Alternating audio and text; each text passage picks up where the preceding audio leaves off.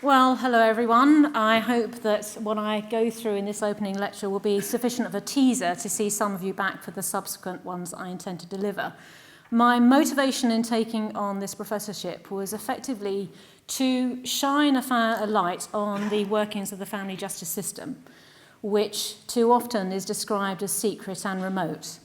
And my intention is to effectively open the doors of the courtroom and walk you through to discuss with you some of the issues that family courts deal with in every court in the land, high and low, day in, day out, so that we can have an informed debate. Because otherwise what you know about the workings of the family justice system too often is reduced to sound bites in a newspaper or what you learn on social media. So this introductory lecture was really to give you the groundings in what we do in the family justice system, to talk to you about the legal framework in which we operate and why we have a legal framework there at all, which can involve the removal of children from their homes. Because unless I do that now and give you the basic skeleton of what we do, then the lectures that follow, which pick up individual themes, really won't be grounded in an understanding about the limitations of the world in which we operate, as well as the huge breadth of knowledge that is explored within it. So the title was specifically designed, because as a barrister I excel in the art of manipulation, to get you interested and engaged. And it's called Sex, Death and Witchcraft. I'll be going through some of those themes in brief as I open up this lecture. But essentially I want to introduce you to some of the issues, some of the things we do, which are amongst the most gripping, complex and demanding of cases that cross the barriers of the courtroom. I do so from the perspective of having been a barrister for 30 years, a silk for 10 years, and being very proud indeed to be a legal aid barrister, because that's the work I specialise in. I operate in the field of law that deals with child abuse, and that can be a field, I think, where there is nothing greater than making sure that every party has equal representation. So everything I now say comes from my mouth. I prize my independence greatly. I'm not accountable to the Lord Chancellor, to the chambers I work in, or indeed to my family who sit in the front row and no doubt will be my biggest critics after I have completed the lecture. So I'm going to start, please, if I may, by introducing you to the concept of crime and civil law, and to describe what I do as a lawyer. I mean, you may ask the question, if you're a solicitor or a barrister, what's the difference between you? And that's a very good question. Why should you know the difference? So, are we just lawyers? Let me see, I'll go on to that one in a minute. I did warn you, technology was really, really poor. My grasp of the law is certainly better than this PowerPoint presentation. So, solicitor or a barrister, what's the difference? What do you do? A solicitor is effectively on the front line of any dealings between the public, the client, and the courts. They're the people that take the client in, they're the interface between the client and the opposing sides, and they're the people who have the most dealings in terms of administration and organisation of the case with the courtroom scenario. But when the case gets complex and they need specialist legal advice and legal representation, including advocacy and advice on the law, then they call in a barrister. And a barrister, when the case gets particularly complex, may want to secure the services of someone like me, a QC. But we are only engaged in a tiny proportion of the cases that go on in the country over the course of the year. The case has to be exceptionally complex, both in law and fact, with serious consequences for the family and potentially leading to a change in the law for me to be instructed, because I am paid for through your taxes. I am paid for through the legal aid agency, who have to be convinced that it's worth funding someone like me to come into a case. So it's from that perspective that I give my talk to you. If you're thinking of an analogy about how barristers and solicitors and silks work, then think about it in terms of going into your GP surgery, the GP has so much breadth of knowledge that very rarely will you need to go beyond that scope. But when you do, you're sent off to the hospital where you may see junior or senior consultants. And when you hit a particular problem with some of your biology, then you get sent off to specialist consultants and professors. So if you think of that as the solicitor, then referring the matter up to a barrister, which can be either senior or junior, and then they refer it up to someone like me. That gives you an idea about the scale and the way in which we operate. But we always work as a team. There is no such instance where we don't deal with one another, and I always take my instructions through the solicitor, through the client. I don't see the client directly, unlike the solicitor. So that's our way of operating. The other thing to now deal with is effectively an understanding of what crime and civil law is. So if we move on to this issue here, very often people don't understand the distinction between criminal law and civil law, and it's a fundamental difference that needs to be understood so that you can then understand why sometimes criminal courts and family courts come to different outcomes. The principal difference is that we operate under two different standards of proof.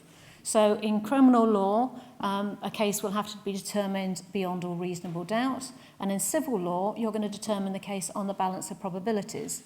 Family law is a branch of civil law, and family law, it can be divided into public law and private law, and I'll go into that in a moment. But the thing to bear in mind is that in criminal courts, you only focus on the past in order to have an outcome in relation to that past event. In a family court, you look at the past only to identify a problem. And then based on your understanding of that problem, then you project into the future to make plans for a child. So the family division is a forward-looking division, whereas the criminal division is a backwards-looking forum. I hope that might help draw some distinction. In practical terms, it's difficult to grasp the difference until effectively you see how the same instance, the same case, the same family can come to such different outcomes in two different jurisdictions. So I'm going to give you an illustration, and it concerns the death of a little baby called Kai. And essentially the background was this. In 2011, after just 13 days at home, 6-week-old baby Kai died. He was discovered by his mother in a baby basket, and a post-mortem revealed that he sustained a catastrophic head injury at the time of his death and a lesser brain injury 2 or 3 days earlier. Kai had a sibling, and she was temporarily removed from home to live with an aunt, and at the time of the investigation it was thought that Kai's death was not suspicious, so she returned home, and life continued as normal for that family.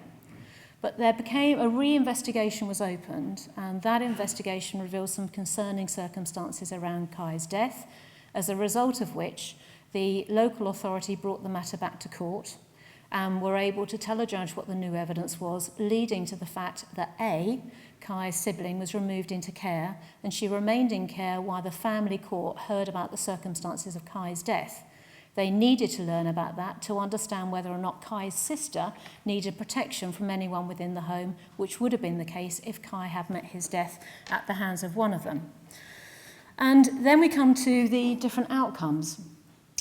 Because what happened in 2014 in London was that Mr. Justice Peter Jackson found that the injuries that Kai has sustained were non-accidental in origin, and that the father was responsible for them. And this is what he had to say. On the first occasion, the father shook Kai in a manner clearly inappropriate for such a young baby.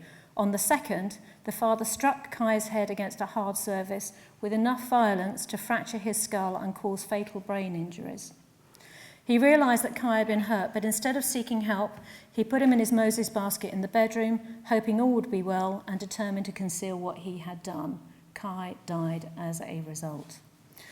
Now, that decision was by the family division in 2014, but it wasn't made known to the jury, who then went on to hear the same case where the father, Mr. Craig Beattie, was charged with manslaughter in 2015. And in Liverpool, by a jury, Mr. Craig Beattie was found not guilty.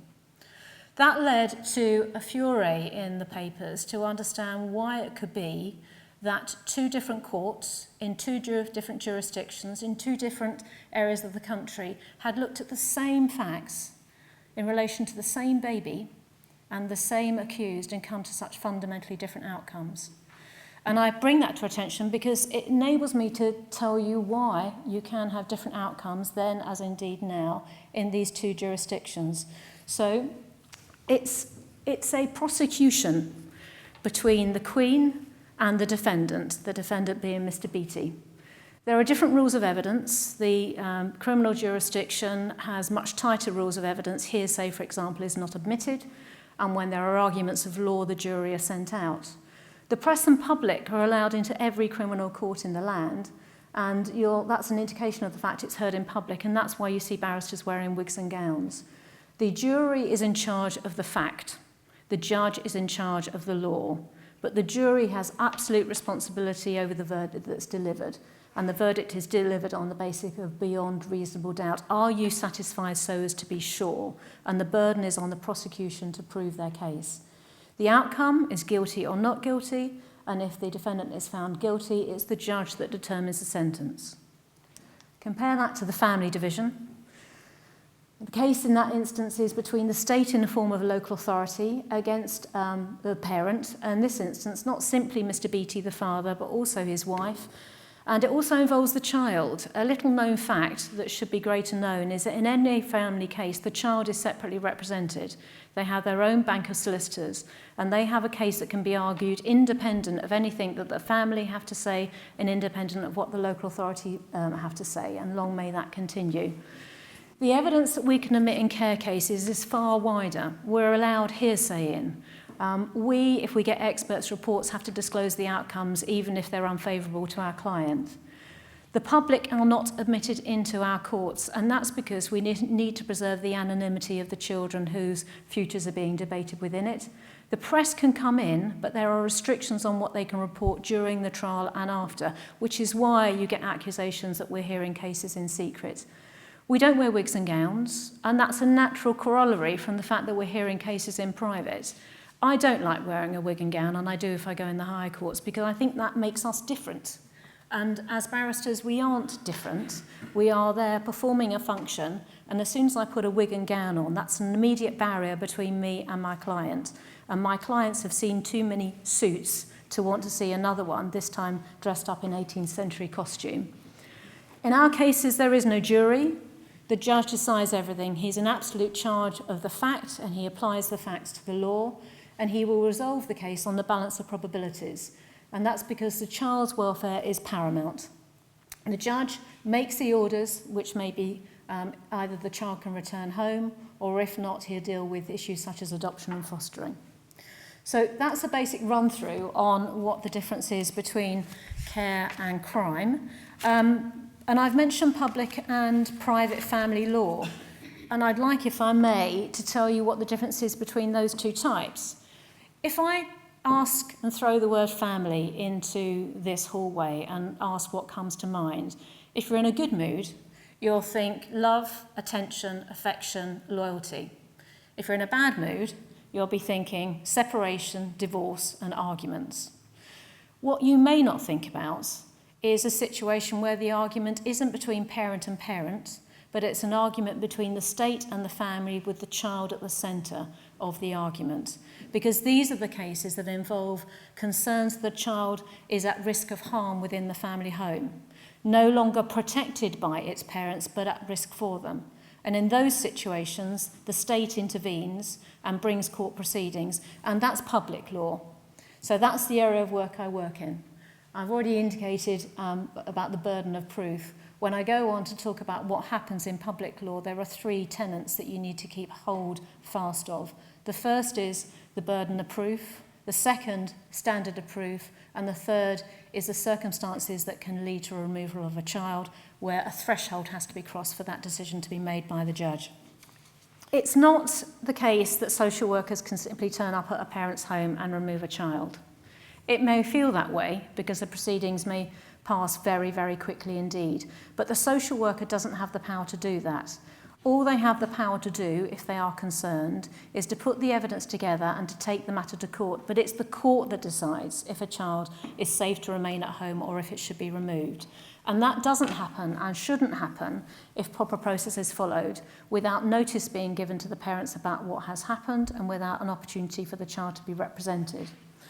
The judge will only agree that a child should be removed from their home if he is satisfied that there are reasonable grounds to believe that child is not safe in there and there's no one who can protect the child if they remain. And he'll be considering a concept called significant harm, which is worth reading out to you because it is basically the measure against which you judge whether or not a child is at risk within the home or is going to suffer harm within it. So significant harm, this is what it's defined as. Harm means ill treatment or impairment of health and development. And ill treatment covers things like as sexual abuse and ill treatment such as physical abuse and emotional abuse. It includes physical and mental health, intellectual development, social development, and other and educational impairments. So it's very, very wide. But that's because it covers everything that a child needs to grow up into a healthy adult. You judge the standard of harm against what would be expected of a reasonable parent, so it's an objective standard. So a judge in any care application which involves the removal or requested removal of a child will want to know what evidence the local authority have to suggest a child should be taken away from the parents who invariably love their child and may be doing their best, but nonetheless it's not considered safe for the child to remain there. It has to be a situation of nothing else will do. We're not in the family courts in order to try to massage a family unit into something that's more acceptable. There is a broad range of parenting and adequate parenting. A parent simply needs to be good enough. No one can expect any better.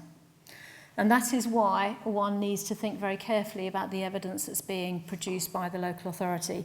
When the matter first goes to court, it can feel very much to parents as though there is a total imbalance of power. They will be faced with evidence from a local authority that's been compiled from social services files over months, years, sometimes decades. You think of the scenario, you have a professional who's independent of the family, they make a telephone call, they're at a desk when they do so, they make a note. That note stays on file. The parent picks up the call on a mobile phone. It's another suit. They may be on their way to school, they may be on their way to pub, I have no idea. But the one thing they're not going to do is stop and make a note of what's been said and what they've been said. And this history of note-taking starts off with the case at the beginning have a gross imbalance of power because there is an imbalance of knowledge. And if you take into account that the public law clients that I represent are some of the poorest in our society, and by poor I don't just mean in income, I don't just mean in education, but I also mean in expectations. Very few of my clients expect things to turn out right. And when you put that type of difficulty in the context of the fact we are talking about their child and their life and their failings, then you can see at the beginning how hard it must be for any parent in that situation to realise there may be a kernel of truth in the concerns that the local authority have. So my job in that situation is to try to gain their trust and to try to rebalance the imbalance of power to make sure that the court makes an informed decision. In one of my future lectures, I'll be exploring what we do when the parent in that scenario is not simply someone who is in a state of panic, but someone who has a disability, a learning disability, a mental health disability, maybe blind, maybe deaf. Because in those situations, there's even more efforts we need to go to make sure that the scales of justice are properly rebalanced. I've talked about significant harm in a little while, and I think what I'd like to do is just to explain to you how the law has to be a living organism if it is going to do justice to the society it seeks to serve. Although I've read out that definition of significant harm, and that came from a 1989 Act, it has to change to be interpreted in light of what goes on in our society now. So, for example, a decade ago, you may not have thought it conceivable that a mother would make her baby available for a pop star to penetrate and sexually abuse. That simply may not have been something you thought someone could conceivably do. A few years ago, you may not have thought that female genital mutilation was an issue that even troubled us within our society because it was so hidden and underground. But that's now coming to light, and acts have been passed in order to prohibit it, but that's something we deal with in family courts. And if we are going to have any type of definition that explains to you the type of issues that we deal with in the family court, I think this quote is probably as good as I can get. It comes from Mr. Justice Hayden, who's a judge of the Family Division, and he had this to say about the type of issues that we deal with. The family court system, particularly the Family Division, is and always has been, in my view, in the vanguard of change in life and society.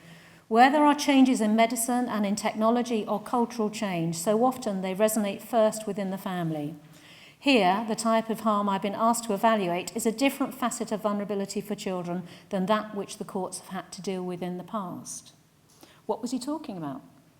He was talking about radicalisation cases. He was talking about ISIS. Because 18 months ago, we had yet to have the bedrock of our society shaken by the concept that young girls from loving homes could leave as a trio to try to travel abroad to become jihadi brides, a destination that was only discovered by their families as they reported them missing and saw them on the security cameras. Those 3 girls, 2 of whom remain there, 1 believed dead, were not the first that had sought to follow that path, nor will they be the last. There will be many more that seek to do so, and others have tried to follow.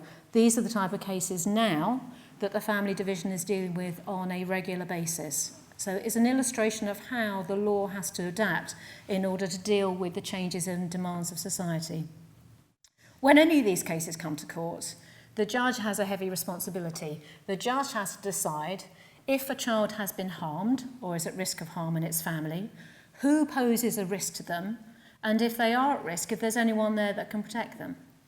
He has to decide if it's safe for the child to remain or return to their family or part of it. And if it's not safe to them to remain, then there has to be a decision about what the best chance for that child is. Do they then need a permanent substitute family? And is that family going to be a foster family, or is it going to be adoption? That means the stakes are incredibly high. If a child isn't removed and kept safe and is returned to a family with the prospects of rehabilitation, but then suffers further harm and dies, there can be no greater tragedy. If a child is removed and placed for adoption, and in this country we have closed adoptions, which means that it's not simply the legal relationship between child and parent that is severed, but all contact is terminated. And that decision is lifelong and goes through generation after generation. There is no way back. And so I turn to a quote of the president of the Family Division just to illustrate how grave a decision it is that the courts are asked to make in that situation.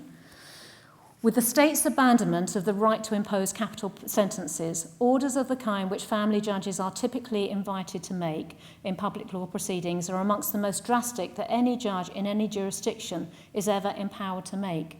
When a judge makes a placement order or an adoption order in relation to a 20-year-old mother's baby, the mother will have to live with the consequences of that decision for what may be upwards of 60 or even 70 years. And the baby may be upwards of 80 or even 90. Now, this isn't the place to guide you through whether we do or don't make the right decisions in the Family Division, but that's there to illustrate the weight of responsibility that is borne by those who deal with these cases in court. What I'd like to do now is just to give you a sort of smorgasbord of some of the issues that we deal with in the Family Division. So you get an idea about the range of issues that have to be dealt with by any one of my colleagues and myself. Each subject area is hugely complex, so this can be nothing more than a thumbnail sketch. And each area will have individual cases where the families and the children are entirely unique. So every case has to be determined on its facts. But what you need to do, and I'd ask you to do, is just expand your mind about what we do in the Family Division. Geography. What do we do that could possibly impact upon geography in the Family Division? Well, think about unaccompanied minors coming to the United Kingdom and then abandoned. They need to be cared and looked after. Think about child slavery. A nephew brought to this country who is kept silent and invisible from health and education services, effectively to be used within the home as a slave for a family and whipped and abused as such. Think of miracle babies, desperate parents going to Nigeria and being told that by miraculous treatment they've been able to conceive, and then they are delivered of a child which they bring back to the United Kingdom, where DNA then reveals it not to be a child and then later discovered to be produced for them by illicit means in Nigeria. How does the court resolve these issues of jurisdiction? What happens if there's a border dispute? What happens if there's a disagreement about whether a child has been abducted from our jurisdiction or to our jurisdiction? What type of working relationship do we have with courts in foreign jurisdictions? Are we cooperative or are we competitive? These are all the issues that one needs to think about in the family division law. And when you think of international law, you might think of Brussels and trade, but in fact, international law is the bedrock of our family justice system because our world is big and UK's shores are forever fluid. Think about cultures. We live in a diverse cultural community, and amongst its many, many positives, there are some areas of bringing up a child that don't sit easily within our accepted standards of parenting. Without any specific reference to anyone in particular, just think, for example, about the difference between forced marriage and arranged marriage. Arranged marriage is something that our society has tolerated and condoned and encouraged for decades, hundreds of years. You think of the royal dynasties that were created. It's not exactly something UK society has stood in the way of. But forced marriage, we do. It's not only a criminal act, but when we fear that a child is being taken abroad to be put in a situation where they're going to be married against their will, then we in the family division will intervene. And that's because in an arranged marriage, there is an agreement by the two parties to be married through the offices of their parents or a matchmaker, but they're consenting to that liaison. In a forced marriage, there is no agreement. It is a decision imposed upon someone who's vulnerable, if they are a child, or someone who's incapable of giving consent if they have mental health issues or learning disabilities. That's why we intervene. Think about female genital mutilation versus male circumcision. Both of them can involve cutting to the genitalia of a male or female baby, but we don't take children away or threaten to take children away because of male circumcision. But we do have serious concerns and in fact will prohibit any attempt to expose a child to female genital mutilation. And the reason isn't simply in the physical act, it's because there is no justification for female genital mutilation. There's got no basis for it in religion or medicine or on health grounds. Whereas circumcision is something which is respected and tolerated by society in equal measures. And that's a difference that it's worthwhile bearing in mind, because otherwise on a brief examination you may think that there's no difference between them. What about Kondoki? This was my tagline to get you all in. How many of you know what Kondoki is, and why should you? Kondoki is a belief in evil spirits which originates in the Democratic Republic of Congo, and it can lead to acts of child abandonment, victimization and ritual abuse. But it was a tag to draw you in, because in fact it's just a very good way of describing an example of a form of faith and belief-based child abuse, including spirit possession.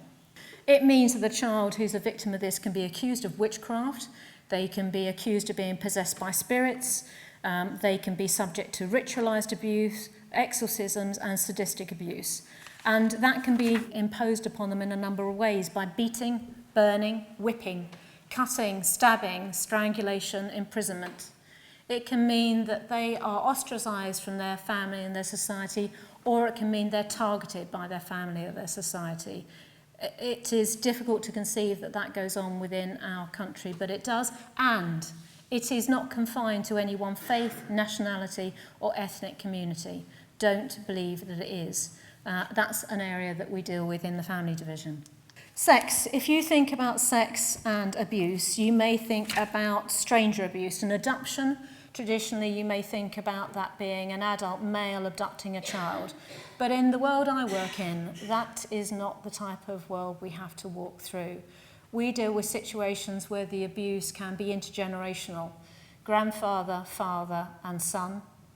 Grandmother, mother, daughter. Intersex, intergenerational, inter-sibling, over generations.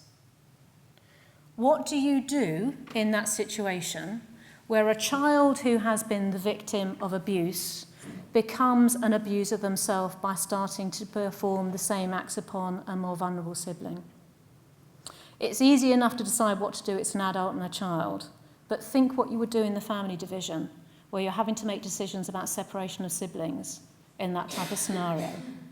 What do you do when you have a victim of sexual abuse and the court finds that they have been sexually abused and therefore decides that they should be removed from home?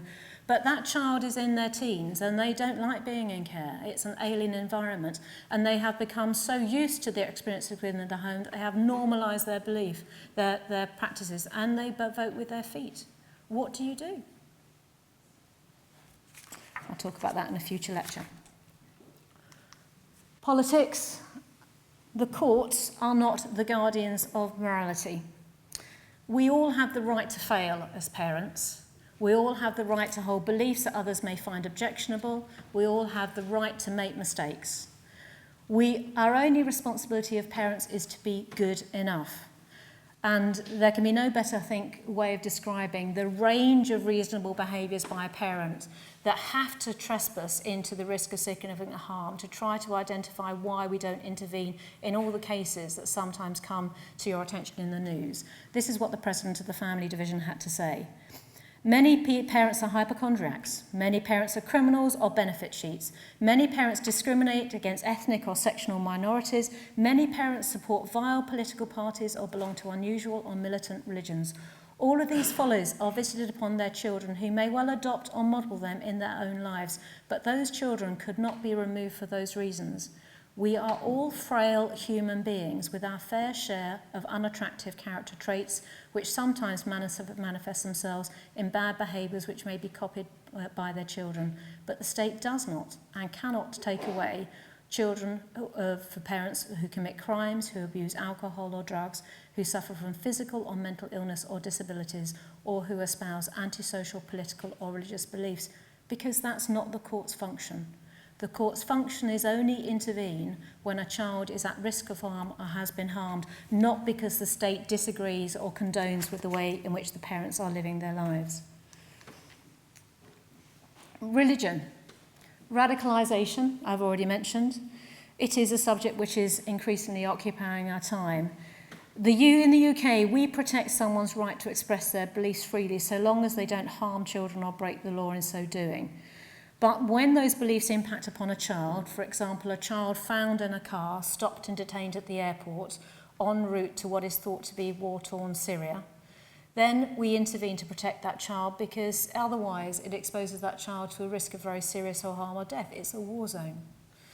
But these type of cases cross a very, very difficult path, balancing between the rights that we have that we respect under the Human Rights Act, so a right to freedom of thought, belief and expression, the right of freedom of assembly and association, a respect for your private and family life, and then when I come into play, the right to fair trial and the right to life.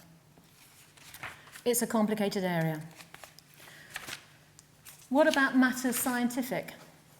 This is one of my pet subjects, so I'm going to be returning to this in a number of lectures to you.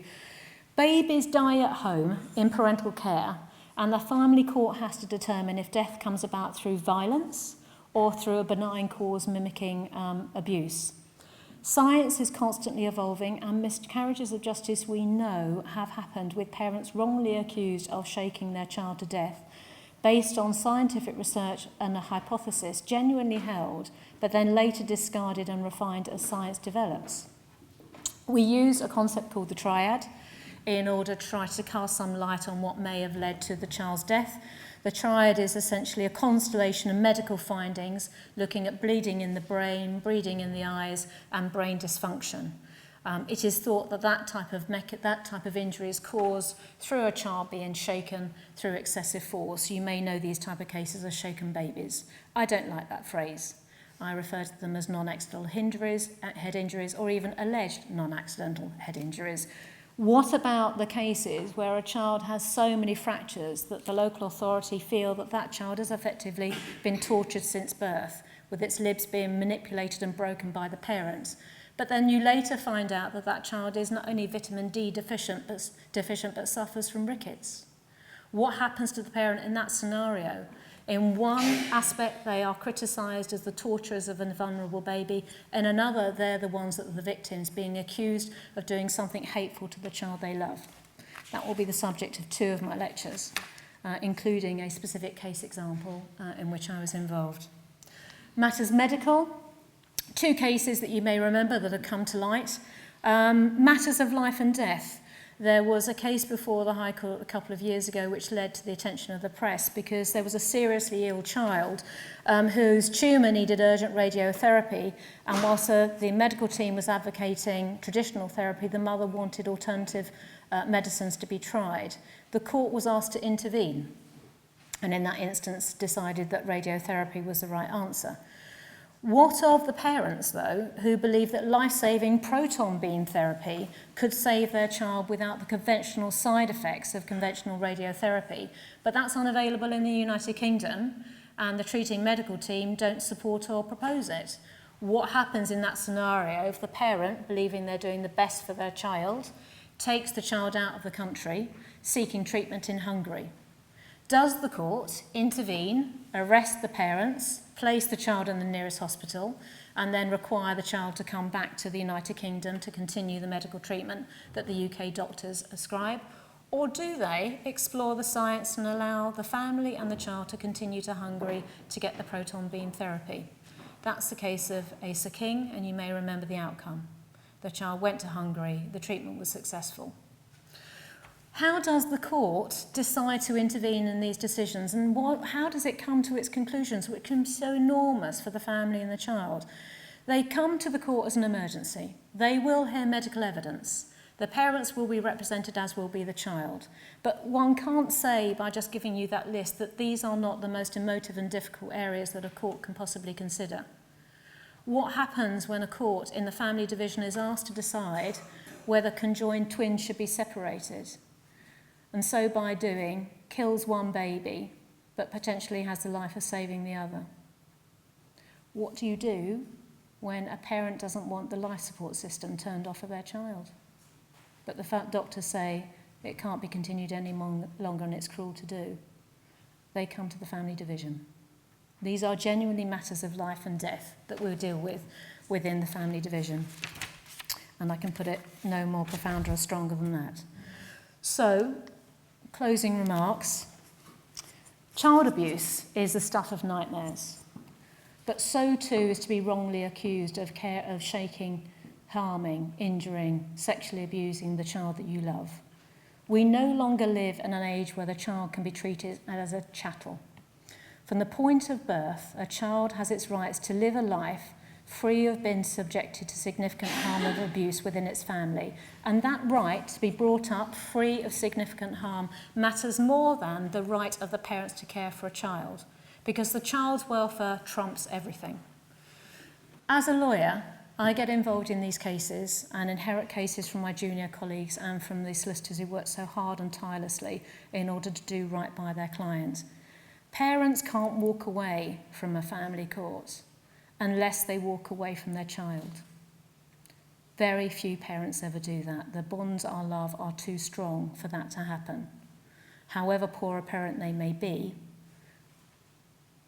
I cannot think of one that hasn't told me genuinely that they love their child. We as barristers don't decide on guilt or innocence. I have an ethical duty that I hold proudly true, which means that if I am free and available, and if there is no conflict of interest, I will be instructed and I will take that case on.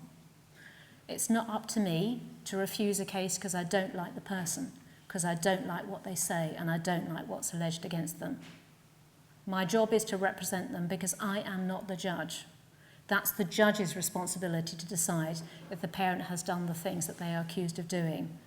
For someone like me to decide on guilt or innocence when I know nothing other than what I've read in the papers, and for that to affect my performance about whether I act on their instructions and how vigorously I do so, means that my function in court will be no more than the fig leaf on justice, and that is not what I came into this practice to do. In any given day, in any given week, I can be dealing with cases that involved alleged shaking of a child. I can be dealing with cases that involve the sexual abuse of a teenager who has mutilated his penis as a result of the abuse that he's been subjected to try to make it less attractive so that he is no longer abused within the family. In any one case, I can be expected as a lawyer who doesn't have any medical training to cross-examine ophthalmologists, pathologists, neonatologists, neuropathologists, osteopathologists, radiologists, experts in genetics, burns, bites, psychologists and psychiatrists. And I have training in none of those things. And what I have to do in order to redress any imbalance in knowledge and to properly test the opinions they are espousing to the court is I have to read the research articles that I demand of them. I have to search and ask for the research articles they're not bringing to my attention. I have to embrace a subject over the space of weeks and months, and sometimes days, against experts for whom it's their life's work, and coming to court is no more than a continuation of the learning process that they have invested 20 or 30 or 40 years of their professional life in becoming the best of their profession. And I am facing them in the witness box in real time. Unlike in crime, I don't have an expert sitting beside me to tell me when there's a line of cross-examination I can follow, or there is a research article that might change the outcome. I don't phone a friend. I can only ask the questions that I have prepared on the medical reports and with the medical knowledge that I have tried to gather and accumulate in order to make sure I properly test that expert's opinion. When we are on our own in that court, bearing the weight of parents' anxieties upon our shoulders, the burden can feel very, very heavy. But I would not have it any other way. I want, if I was ever in difficulty, I would want one of my colleagues to fight as hard for my clients as I do for my own. The world I work in is mucky, sordid, traumatic, and in the main, deeply, deeply sad. There is rarely a happy outcome for a child or a family because whatever has happened in that court process has happened after a period of time where people's lives have been exposed to strangers. But to be a public legal aid lawyer is a vocation. And I cannot commend it highly enough to anyone that wants to delve and to discover and to work out how we function as children and as parents in the society in which we live. So that's my subject area. I hope what I've done at the minimum is try to convey to you the passion with which I have approached my subject. And I hope in particular that what I have done is encouraged you to come back to hear some more of the subjects I'll be dealing with in a little more detail. So the next lecture in November is about one, individuals' radicalism and others' right to free speech, and I'll be talking about cases involving ISIS there. When Legal Worlds Collide is bringing you back to this division between crime and care and how it can be that we have two different jurisdictions dealing with such different issues, but yet they can revolve around the same child at their centre. And then the third is Guilty and Proven Innocent, which is a case involving a child allegedly shaken with multiple fractures to its body, but who was found to be a victim of a death caused by vitamin D deficiency, seizures, and various other benign causes, but whose parents had gone through hell before being able to prove to the court that they were safe to be parents. So they're the first three. I intend to debate and to discuss with you the rights of parents who've got disabilities. And the whole purpose of these lectures is, as I say, to try to start an informed debate, because our family justice system will be under threat with cuts coming through. And unless people know what we do, unless people understand that what there is about the family justice system isn't secrecy for the sake of it, but is a desire to protect the anonymity of the child with protected press publications, then how can I possibly explain to you why it is important that you have lawyers that do this type of work? So please do come along. I'm here for any questions. I finished on time, which is pretty remarkable. And so I don't know what happens next. This is my first lecture. I'll find out.